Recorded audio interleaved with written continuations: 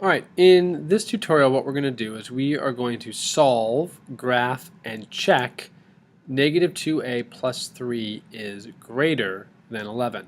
So the first thing we're going to do is we're going to worry about the solving part. And to solve an inequality, it's pretty much exactly the same as solving an equation, with the exception of one minor trick. So the first thing we're going to do is we are going to eliminate our constant by using inverse operations, negative 3 on the left and negative 3 on the right. We'll work that out. Positive 3 and the negative 3 cancel out, leaving us with negative 2a is greater than 8.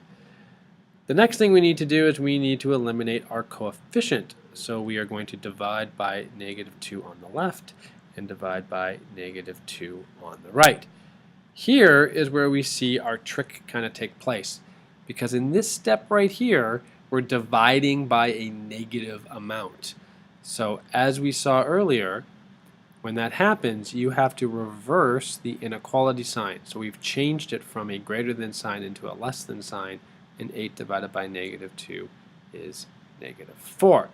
So our claim at this point is that a has to be any value less than negative 4. So let's actually graph this out. As we talked about in class, I like to use the strategy of just working with 5 different numbers.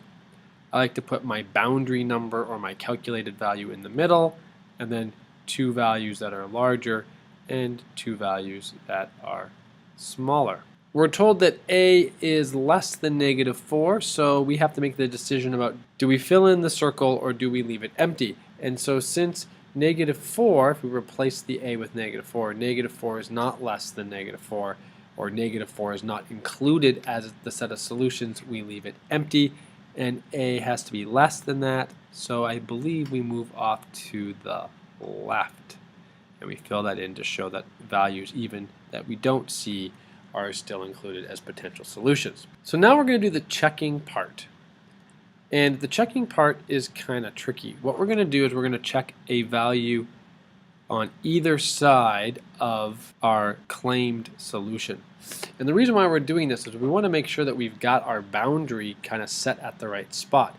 So we're going to check something that should work and something that should not work. I like to start with the value that I think is going to work. So I'll substitute negative 5 in place of a, plus 3 is greater than 11. Negative 2 times negative 5 is 10, plus 3 is greater than 11, and 13 is in fact greater than 11. So yes, as I anticipated, negative 5 being on the number line and therefore being a solution gave a true check step. I'm now going to check negative 3, which is not on the number line or not on the arrow, so therefore I suspect that it's not going to work. So I'll just put that in. Plus 3 is greater than 11. Negative 2 times negative 3 is 6. Plus 3 is greater than 11.